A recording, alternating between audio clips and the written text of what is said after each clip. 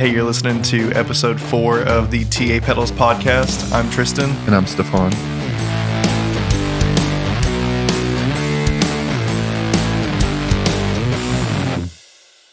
So, Tristan, how are you today? I'm doing pretty good. I'm feeling pretty excited about a lot of things. I've had a couple days off from work and I'm feeling refreshed. So I'm ready to get some projects underway. That's good. That's good. So, what are you excited about specifically? So within the next 5 days, definitely. We have a bunch of parts coming from a lot of different companies for our shark pedal.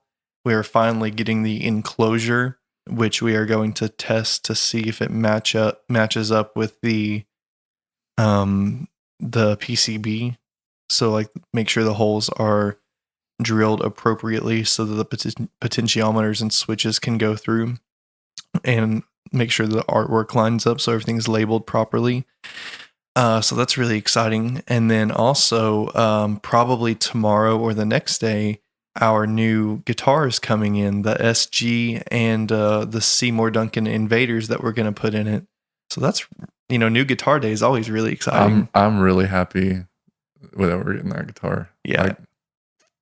It's going to be sick. And people are going to think we're so cool now. Yeah, they're going to say, that's Doom. Yeah. That says Doom to me. They're going to be like, where's that? Did you sell that blue piece of crap that you were playing last week? I'm going to say...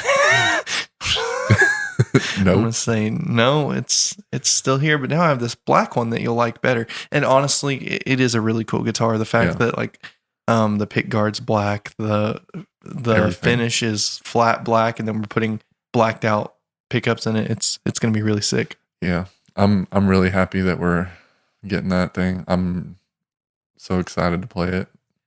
Kind of jealous that it's going to be here in the studio, not at my house. Well, hey, you listen, you can take it anytime you want. I know, but you're going to be the first to play it. Well, you're right. You're right. But I mean,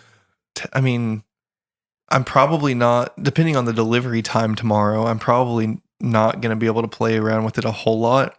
And I still have to, the video that we kind of talked about doing before we switch the pickups out.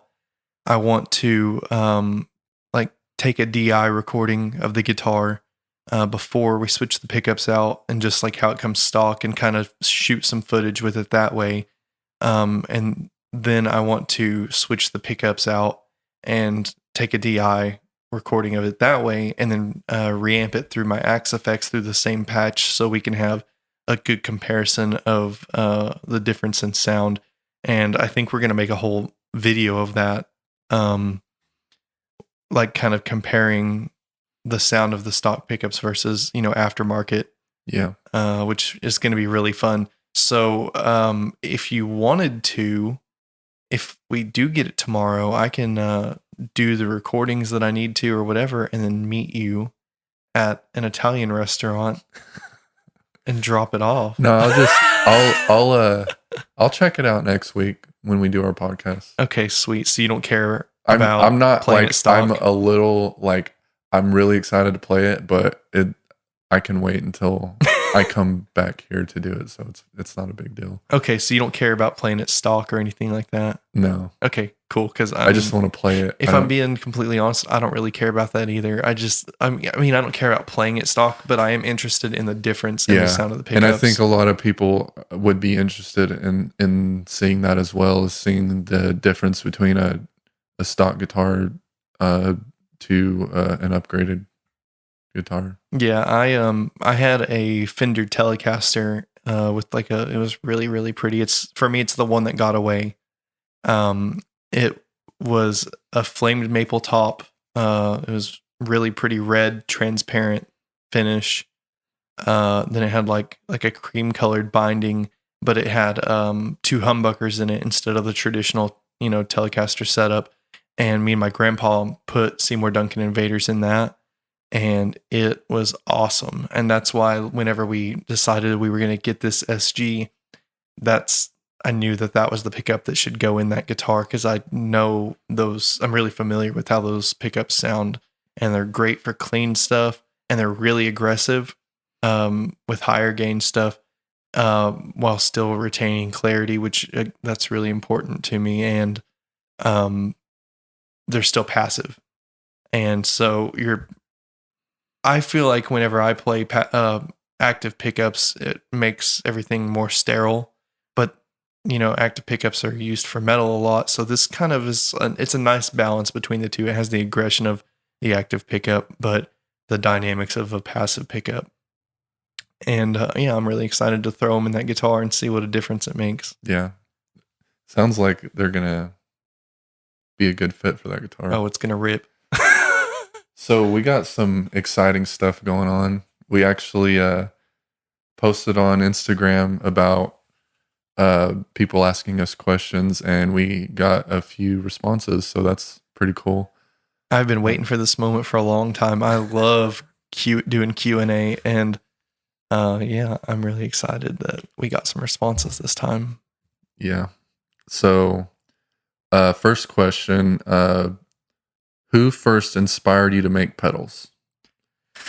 Who asked that question? It was Feast for Eyes. He asked two questions. This is his first one. Okay, cool. Man, I love him. He's pretty cool guy. Yeah. He's been following us since the beginning, and he's always got good things to say and have good conversations with us. Yeah, his music's really interesting too. He's got like kind of like this, I don't even know how you describe it, but a very unique voice that's really good. Yeah. Really interesting to listen to. I agree. Hi, Feast for Eyes. We love you. Anyway, for me, it was definitely the story of Earthquaker Devices, Jamie Stillman. He's not afraid to make crazy stuff, and he had a really similar, beginning to like what we're doing. So that's really inspiring to me. In a couple ways, like he made the hoof fuzz. I can't remember if it was cloven hoof yet. I think it was just the hoof in the beginning. But anyway, he was making those and taking them to local venues when shows played and selling them out of the trunk of his car. And then when he kind of gained a cult following in the town that he was doing that in. And so there began to be a demand for his work, and he had to move into his parents' basement and start making the pedals there. And it just grew from there. And, he's never, I don't feel like Earthquaker has ever been afraid to do something that's different. And they don't really put their ideas in a box. And even some things that have been quote unquote mistakes, like the Rainbow Machine or whatever, they're not afraid to experiment with those and put them out to the public and say, look at this weird thing. And so definitely Jamie from Earthquaker, it really inspired me to start making pedals and doing things that I wanted to do, things that I think are interesting that other people will think is interesting too. Yeah. So I'm really like, I haven't, I didn't know that much stuff about Earthquaker until just now. But that is a pretty interesting thing that he did to get started. And I think that it would be cool for us to do something like that, to go around to our local music venues and start, pushing our stuff out. Yeah, I think so too, because really the only thing I feel like right now that's holding us back in any way is just people knowing about it, because we've got some cool stuff coming out that we want to get into people's hands. And I think that's, why we tried the Christmas market this last Christmas at Temple Live in Fort Smith, because that is honestly a really cool music venue, really popular. And it's like an old Masonic temple. Yeah. And I was pretty disappointed of the turnout, because like they advertised it to be like this big old event that we were going to have a bunch of traffic, and it was in a music venue. It made sense for us to be there, but it fell short quite a bit. And I'm glad we were able to make the connections that we did make, because that brought us to cousins. And Bo liked our stuff so much that he wanted to put it in his shop. So that's a really cool thing that we did, even though like a lot of it was us just sitting around and coming up with plans and ideas for the future stuff. It did bring in some promise. Yeah, and we were able to get on a couple local radio stations, which was really cool. Oh, that was cool. And man, the person who I feel like succeeded the most at that entire market was that grandma who had been knitting since 1984 or whatever, and had like a plethora of blankets and scarves and beanies and any knitted thing you can ask for. She was killing it, dude. She had like 6 tables full of just things that she's just been working on for years. I tried to discourage people from buying from her too, and come look at our stuff, and I was like, hey, those have asbestos in it. Like the blankets have asbestos. Those are made out of fiberglass. They're really itchy. Like, but at the end of the day, like where we live, there's a big following for like knitted stuff, because that's what your grandma did for you, is she knitted stuff for you. But now there's not that big of a market or whatever. There's not a lot of people doing it anymore. So the people that do it, they succeed in it. Yeah, for sure. That's for sure. So who inspired you to make pedals? Funny. That's a funny question for me, because it was actually you. Me. So, I mean, hearing the excitement of you explaining what you do, as far as like whenever you were making your own pedals and doing clones and stuff, it got me excited just by listening to how excited you were about it. And whenever you were talking about how you needed to get a graphic designer to help you with some of the things, and knowing that I had a graphic design background, I was just like, I have to get in on this, because the stuff he's doing is cool, and I know I can help make it even cooler. And right. that's how we started, and that's my favorite story to tell people is how we started. And yeah, it brings a tear to my eye. It is a really cool moment for sure, because it was so unexpected. Like when I was like, man, I've got the circuits down, kind of like I know what I want to do, but like I'm struggling with the graphics, and you were like, I do graphic design. I'm like, yeah, what a coincidence. It's crazy. Okay, so then I guess let me change the question for you then, so you can maybe give me a little more insight on maybe something else. Who's currently your favorite pedal maker? Are you a fan of anybody who's currently doing anything different? There's a lot of people out there that I've learned about since I've started this, and a lot of people are doing really cool things. And I think one of the big people that I pay attention to, I can't remember their name off the top of my head, but give me just 1 second. Okay. Because they're always so there's Chase Bliss. I like a lot of the stuff that they do. Yeah. Walrus Audio is really cool. I like them too. Walrus is based in Oklahoma too, which is really cool. Yeah, but those, like Chase Bliss is definitely like one of the companies that I like a lot of the stuff they do. Like they have some really cool, unique pedals that I would have to buy one and open it up just to figure out what's happening, because it's really difficult to figure out just by listening to it and watching someone play with the knobs, what it exactly it's doing, you know. Mm-hmm. So like it's interesting to me what they have going on, and their color schemes and their pedals are really cool. Oh yeah, they're very The nice. artwork on Walrus is really cool. I like their stuff a lot. So that's why those two companies stand out to me. Yeah, I think Walrus and Chase Bliss. I'm not positive about Chase Bliss, but I think they're both in Oklahoma, which is really crazy. That is pretty crazy. And I'm with you on Chase Bliss. Their slogan of like digital brain analog circuit is really cool, and they have that pedal, the automaton or whatever. It's the one with the sliders, like the faders that are motorized. Mm-hmm.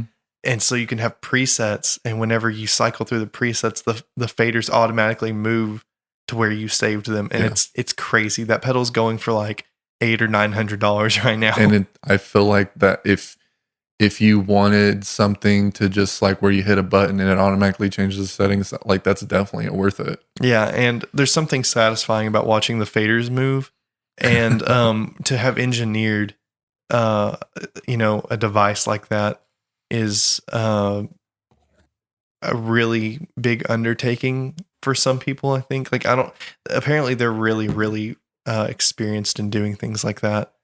But I know that if I were to try to make something like that, it would be a lot of work. And so whatever that pedal is going for, whatever praise they've received for making that pedal, they deserve it. Mm-hmm. It's an awesome, awesome pedal. For sure. So anyway. So let's move on to the next question from Feast for Eyes. Okay. Says, who are your top artists that you grew up listening to?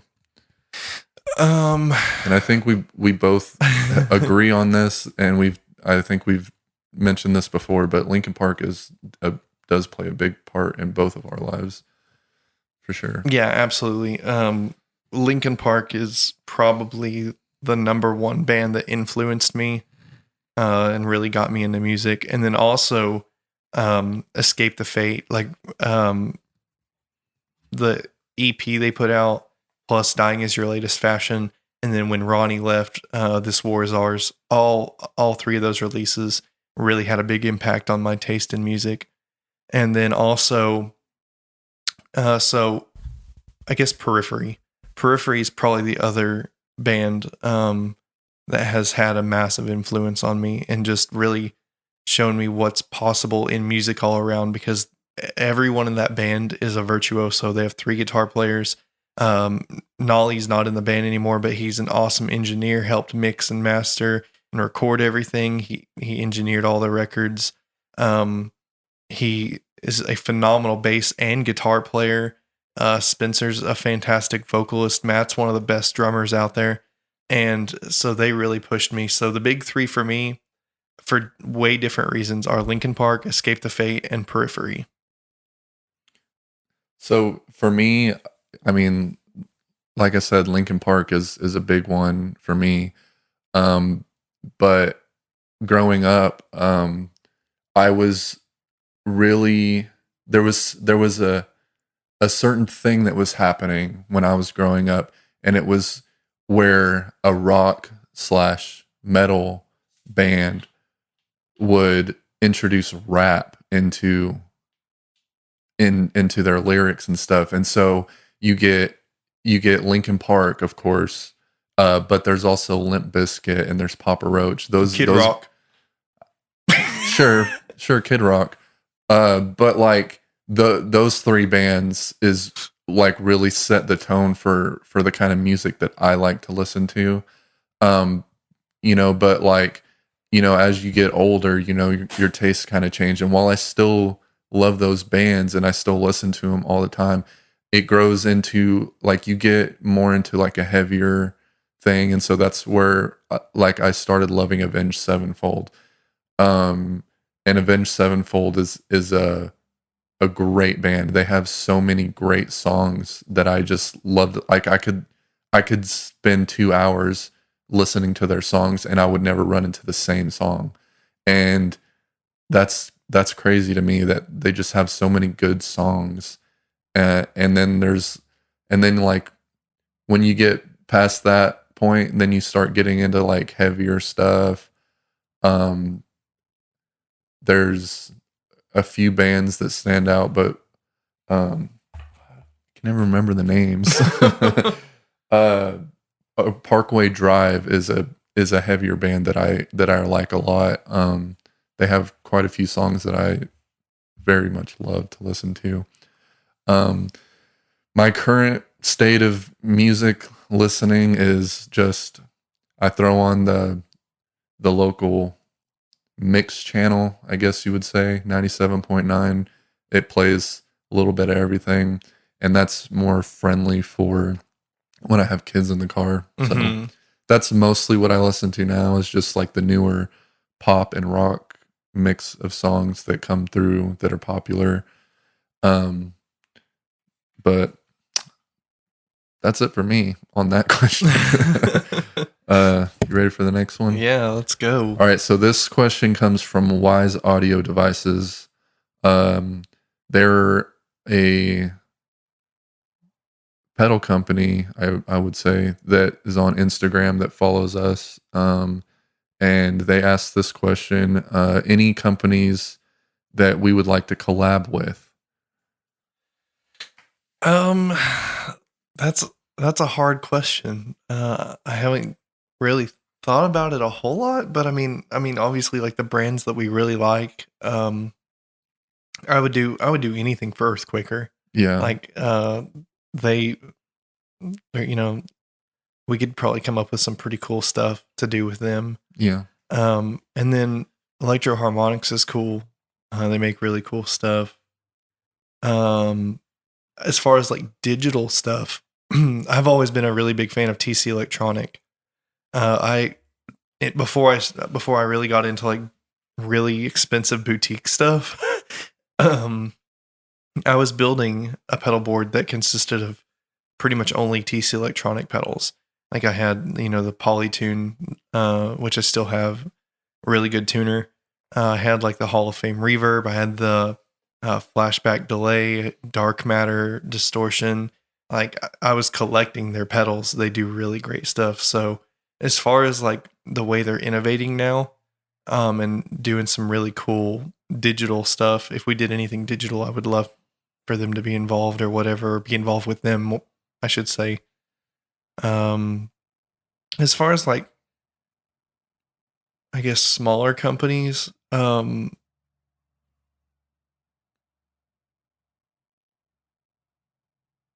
don't know. I'm trying to think because there's so many. There's just so many of them. There's not really anyone. There is quite a bit, and it's hard to filter through it. But like, if anyone was interested in collabing with us, we would definitely receive any messages of people that are interested in it. And like, if it was a situation where you needed help with a type of sound, or if you need help with some cool graphics to throw on a pedal, like we're definitely up for the challenge. Like we have a lot of, I would say we have like when we get to a point of completion on a pedal, there's a pretty good period of like 2 or 3 months where we're just like making orders and sending them out. So we do have some time to work on stuff like that if anyone was ever interested. Yeah, that's what I was gonna say. Is like, there's a lot of really cool small pedal companies out there.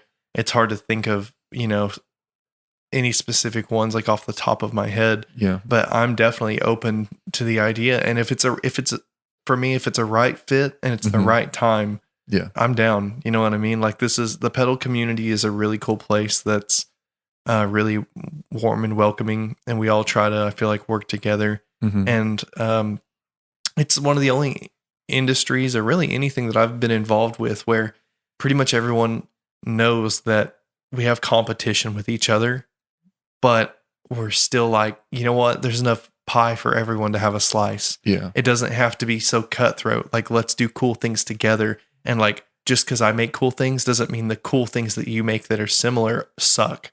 yeah. And so, yeah, I'm definitely down for if someone has an idea, hit us up. Yeah. And if it's the right fit, if it's the right thing, like For sure. I'd be down. Yeah. And we haven't been doing this very long, but I feel like we've got a pretty good handle on what we're doing. And it, as far as like uh coming up with a sound or coming up with a design, it's not, I feel like it's getting to a point where it's becoming easier for us to do. And so it's really not, it wouldn't be a hassle for us at all to take on, a side project to help out someone.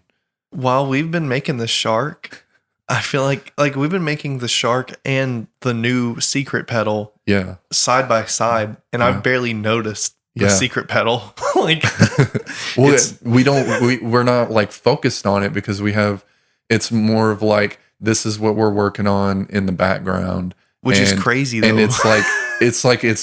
it's almost ready, like for prototype situation, and like all the parts that we need for it are available, and the things that we're doing with it are almost done, for like, as far as like knowing what we're doing with it. Like Mhm.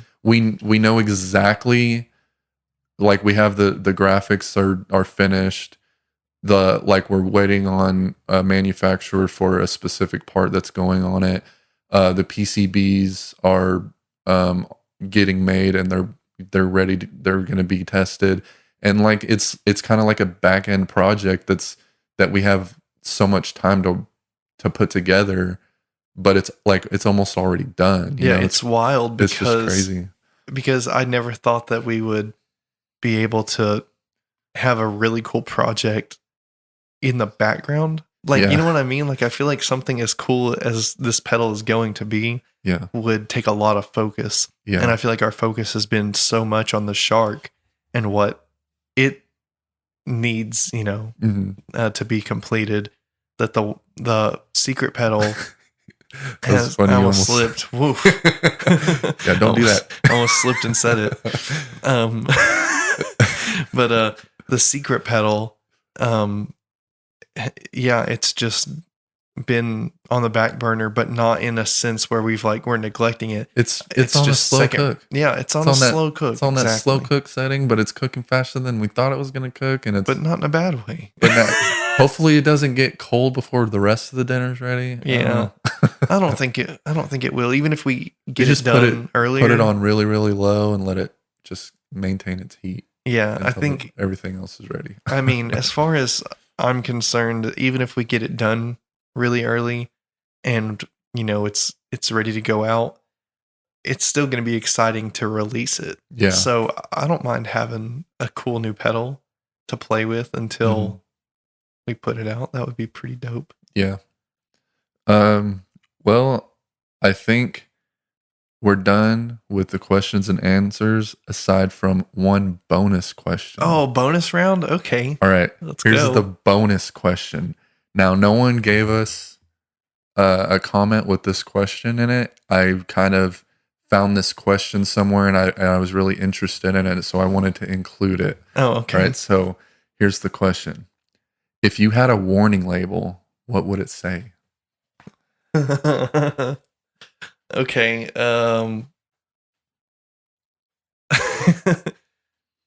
I know exactly what it would say, and I'm trying to put it into words. It would say, warning, overly analytic, overthink, grumpy. Pretty Angry. grumpy. Yeah. Like grumpy throughout the day just based on nothing. The thing that people don't understand about bigger people, like taller people like us, is that we have to ingest more calories than the average person. And so we tend to get a little bit more grumpy than the regular person. You're right. And like, it's just crazy things that make me grumpy though. Like, and I'm working on it. I really am. But like, like I don't want to go to Walmart anymore. Like just like the smallest thing can set my day on a, like, not make me mad, but just grumpy. Like I don't get mad You about just stuff really, see but just something silly or stupid, and you're just it's like, mostly just dealing with other people in public Yeah. that are not aware of their surroundings, that are, inconsiderate. And I I tend to be as considerate as possible. Like I'll often stop to let people go ahead of me in, certain situations. Like if I'm trying to get out of an aisle or whatever, or if someone um I let people check out before me, even if they have more things or just whatever. Like I try to take the back seat and like be as considerate of the other people around me as possible. But then like I don't feel like other people have that same mentality. It's not They don't. reciprocated They at really all. don't. And so not all the time, because I know that, me being the way that I am and doing those things, it's my choice. And I'm that way because I want to be. But because it's never reciprocated, it gets to me sometimes. Yeah. And I know that I need to do those things without the expectation of return, because it's not the right mindset to do things with the expectation of a reward, or that's just like manipulation. You know what I mean? So Yeah, for sure. that's what my warning label would say. So Grumpy. a final cut copy of your warning label. Go ahead. Overly analytic, grumpy. Moderately considerate. With expectations. Yes. Yes. Moderately considerate with expectation of return. Yeah. But I'm working on it. I'll get there. I get it. So what would your warning label say? Oh, because I think I know. No, I don't know. I probably know, but I'm not going to say it because that's weird. Here's the thing is that I didn't really think about my answer when I looked at the question. But like if so, like my warning label would definitely say caution. I will not talk to you until I like you. But once I like you, you're going to like me back. Whether you like it or not. I don't know. I feel like that's fits me pretty well. What were you going to say? Oh, no, this is an inward reflection. I know, but I still want to. You said that you have an idea of what it would say, so I just want to hear what you wanted to say. Okay, so just based on what I notice, and this is not a bad thing. I actually have told you before that I really admire this about you sometimes. When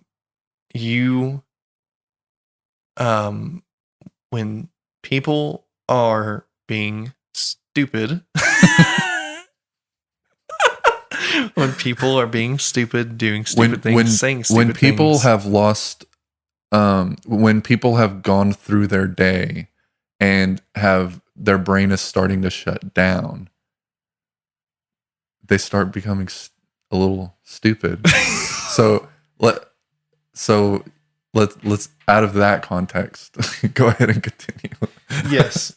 So from that context, you are not afraid to confront them about their stupidity and make them think about what they're doing or saying before continuing to help them resolve the issue.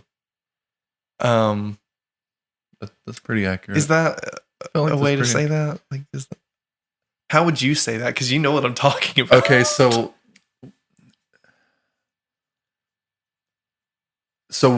basically, what I do is when someone is asking a stupid question or acting without intelligence. I don't know how to put it in a lighter terms, but like if someone is being not their most intelligent self, I will call them out and say, listen, this is what's happening. Now, can you put it in plain words what you need in order to fix whatever problem you're having so that I can help you fix it? Like, I feel like that's the majority of what happens. Yeah, pretty much. And in the process, it makes them think about what they've said or done. Yeah.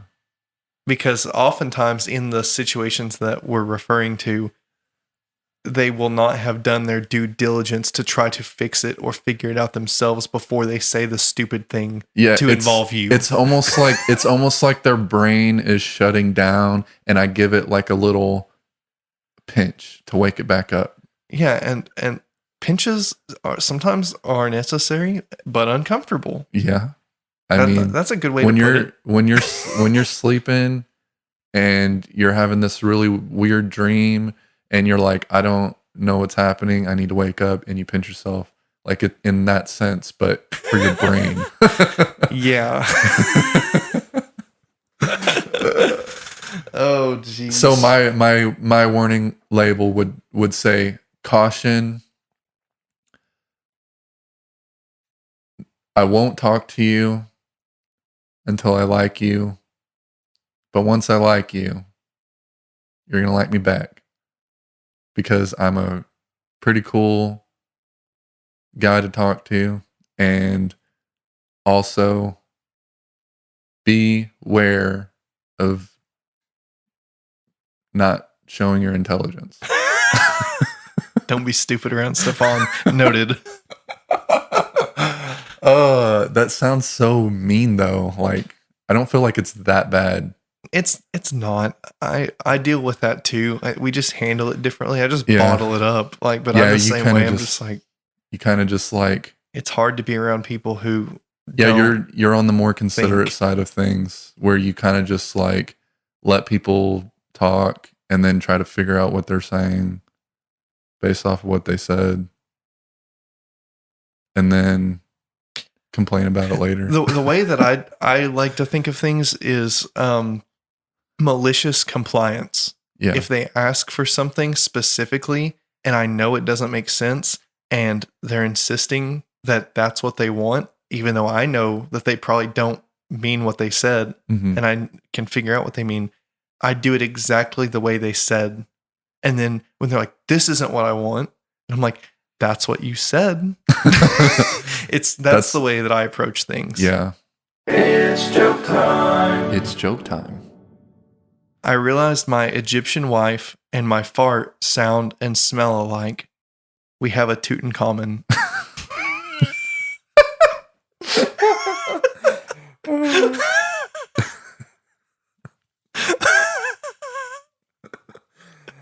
Okay. Fart jokes. I told you it was good though. Oh man. Say that. Just say it again. Slower. Okay. How slow? 0.25% of the speed that you just okay. I realized my Egyptian wife and my fart sound and smell alike. We have a toot in common. Yes. Oh, okay. Anyway.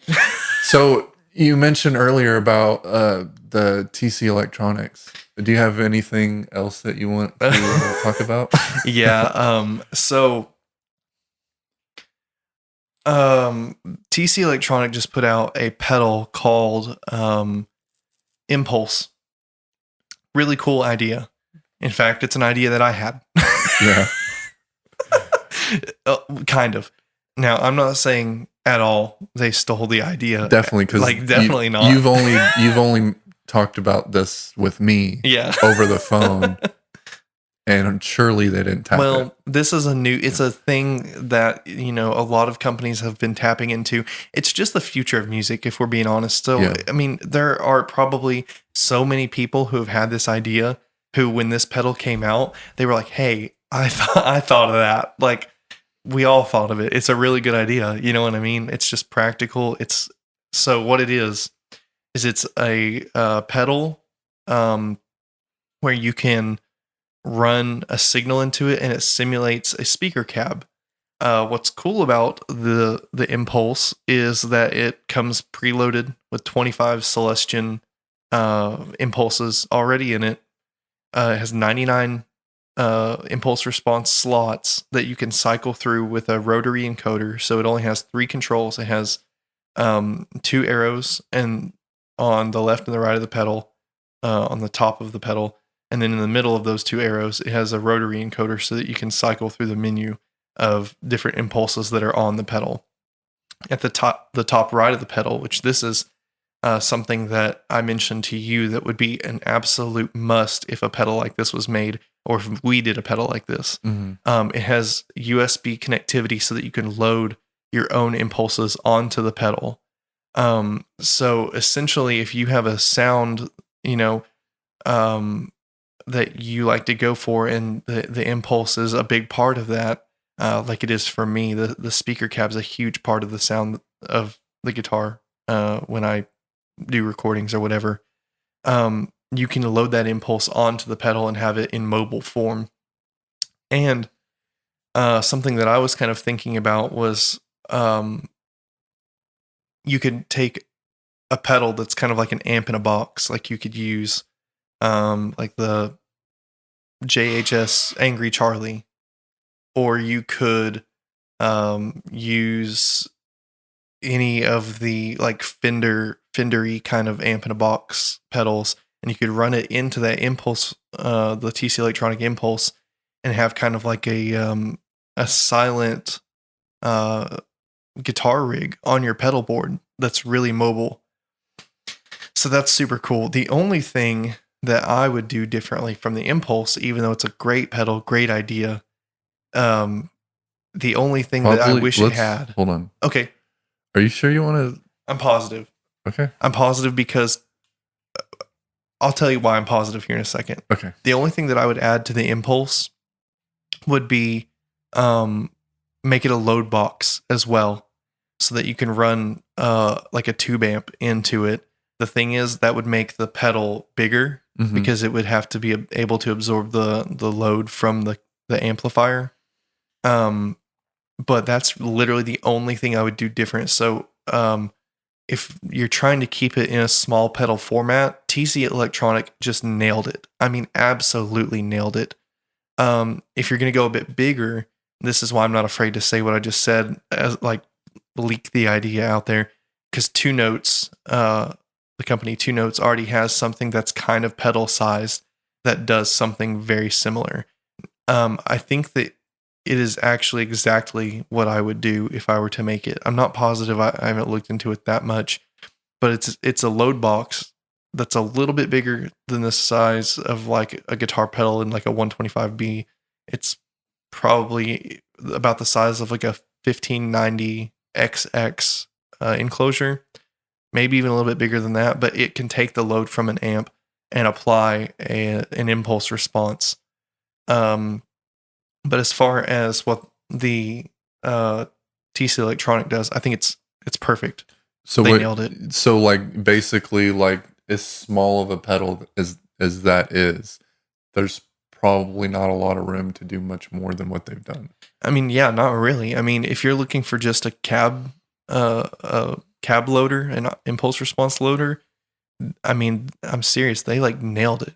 Like it's really good. It supports super high quality impulse responses. Oh, by the way, this podcast is not sponsored by TC Electronic. They're just killing it. We just wanted to shout them out because we think what they did was really cool. Yeah, I mean, I was just so stoked on that release. Like when I saw it, I was like, hey, that's exactly what I wanted to do. Yeah. They like beat me to it, but like at the same time, I'm not mad about that at all because I love that company and it's a great product. I just am excited that there's something out there like that I can buy now. I don't necessarily need it all the time with my, using my Axe effects, but like if I wanted to have an entire rig on my pedal board, I would definitely be scooping up that pedal. Yeah, it's definitely something to have if you're playing shows that already have their own system setups, and you just wanted to have your own cab simulator or whatever on your pedal board, and you just take your pedal board and plug it into whatever. That's a great fit for that. Yeah, it could go straight in. Your guitar could go straight into your pedal board, go through all your effects pedals, go into the your amp in a box, go into the impulse, and then out to front of house, or whatever configuration you want, and you would have an incredible guitar tone, very flexible, very portable. And the only thing you would have to be concerned about was, I guess, like your monitor feed and that, and stage volume, I guess. But if you had like a signal splitter, you could even go out into an FR speaker, so full frequency flat response, so it doesn't color your sound at all. You could have that on stage as stage volume, and then also have it go from your pedal board into the front of house and into in-ear monitors, so you could hear it that way too. It would be very flexible. And for gigging musicians, especially ones that fly, it would save a ton of money having to transport your equipment. It's just crazy how technology is changing the way that musicians play shows and travel. It's awesome. Yeah. In a small little box, all the tone. Yeah. Blows my mind. But that's getting into that debate of digital versus analog. It's true, and that'll always exist. Yeah. Until it doesn't. Yeah, until it doesn't, because that's what I was going to say. It's like there are people really, world-class musicians who are using things like the Kemper and Axe effects and things like that. And they're like, I've been playing for 30, 40, 50 years, and I can't tell a difference anymore. And honestly, if it's good enough, like for people like Sinister Gates, and even Metallica used the Axe effects for a while, if it's good enough for those guys, it's good enough for me. Like, what do I think? I'm better than James Hetfield? Or, you know what I mean? Metallica is arguably the biggest metal band ever. So, like, if it's good enough for him, how can I have it and be like, nah, Tube's better, bro? Like, if it's good enough, it's good enough. If you can, I think it's better than good enough. Perfectly simulate an analog circuit in a digital form, then why not do that? Yeah. And we'll be able to one of these days. I'm fully on board with the Axe effects. That's why I sold my dual rectifier and orange cab. That's one of the reasons, because it has a dual rectifier and orange cab in it. It has tons of options. So I when I sold mine, I had my buddy Danny come over, and he had just bought a triple rectifier and an orange cab. So, very similar sound to what I had. And I hooked my Axe effects up, and I set it on a dual rectifier with an impulse from a vintage 30 in an orange cab with an SM57, which is exactly, pretty much what we had from one of the PPC cabs. And I was like, what do you think? And he said, it sounds like a Mesa dual rectifier. I'm like, yep. So if we can't tell the difference, why does it matter? Yeah. So, yeah. Well, I think that's probably going to wrap this episode up, wouldn't you say? Yeah. I just wanted to point out,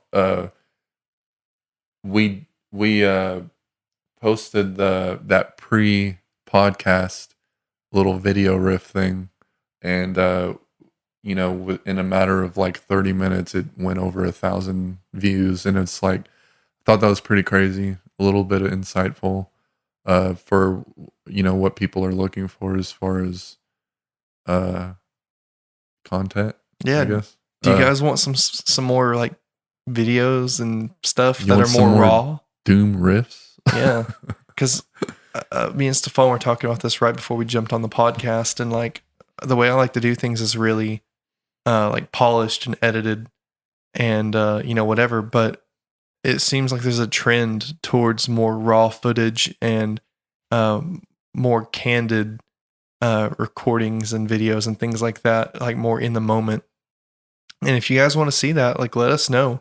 we can definitely do that. And honestly, it's a lot less work. I would be compromising the way that I like to do things a little bit, but at the same time, like, if we're gonna get zucked every time we put out a good looking video, and then we're gonna blow up every time we just have straight cell phone audio, then we'll do whatever works, I suppose. So let us know what you want to see and hear from us, and we'll do that. Also, definitely be on the lookout for the SG video. We're pretty much going to get the guitar in, take some DIs and some video of what it sounds like before we install the pickups. Then I'm going to switch the pickups out, and then take another DI and some videos, and do like a comparison. And we're gonna play some Doom. So be on the lookout for that video, and also follow us on our social media on Instagram and TikTok. We're at TA Pedals. And on YouTube, you can find us just by searching like TA Pedals or TA Pedals Podcast. Any of that'll work.